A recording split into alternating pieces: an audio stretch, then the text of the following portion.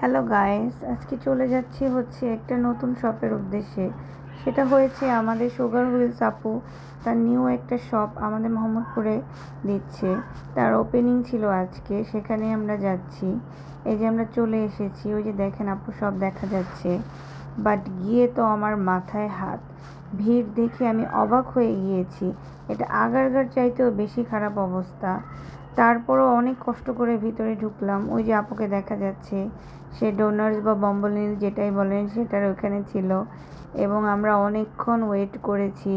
এবং দেখেন কেকের সামনে দাঁড়িয়েছিলাম, দেখে মনে হচ্ছে কখন নিব কখন খাবো, এত ইয়ামি ইয়ামি কেকগুলো ছিল।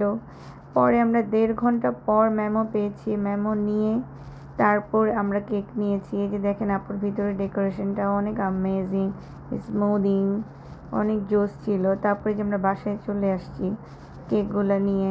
কেকগুলো দেখতে যেমন ইয়াম্মি, টেস্টগুলোও অনেক ইয়াম্মি ছিল। সবচাইতে বেস্ট ছিল চিজ কেকটা। অনেক কষ্টের পরও পেয়েছি যে এটাই আলহামদুলিল্লাহ, টেস্টটা সো অ্যামেজিং ছিল।